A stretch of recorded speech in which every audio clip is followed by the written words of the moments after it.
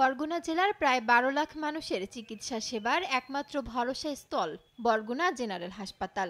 এখানে ৫৫ জন চিকিৎসকের পদ থাকলেও কর্মরত আছেন মাত্র ১৪ জন।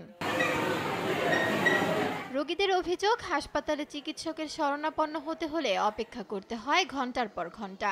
একই অবস্থা উপজেলা স্বাস্থ্য কমপ্লেক্সগুলোতেও। আমি কাল সকালে আসছি, ডাক্তার এখান থেকে আসে নাই। আগে ডাক্তার দেখতাম শুক্রবার এক রাউন্ড দিতে, রাত 10টায় আইতে, সকাল 10টায় আইতে। আর এখন ডাক্তারের কোনো বুঝিনি।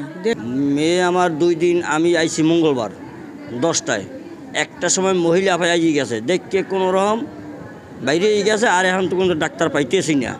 ডাক্তার আসে না, রোগী ঠিকঠাক মতো দেখে না, টেস্ট করাইতে দেয়, টেস্টের রিপোর্টগুলো ঠিকঠাক দেখে না। এমন যদি চলতে থাকে রোগী তো ভর্তি হয় এই জায়গায় চিকিৎসা নেওয়ার জন্যই।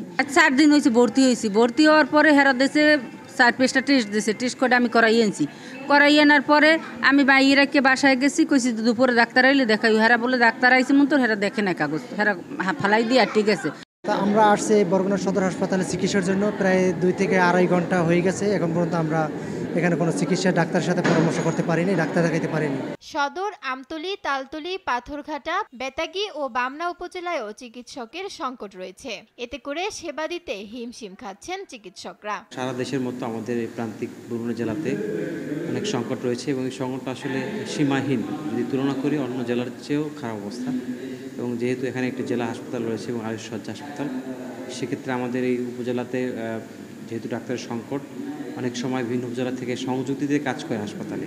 সেবা দেওয়ার জন্য আমাদের যত সংখ্যক মেডিকেল অফিসার থাকা দরকার তার তুলনায় আমাদের সংখ্যা অনেক কম। আমাদের বর্তমানে আমরা এখানে মেডিকেল অফিসার হিসেবে পোস্টেড আছি আমাদের আবাসিক মেডিকেল অফিসার সহ মাত্র 5 জন। আর আবাসিক মেডিকেল অফিসার বাদ দিলে আমরা 4 জন কর্মরত আছি, যেখানে মেডিকেল অফিসারের যা পদের তুলনায় অত্যন্ত কম।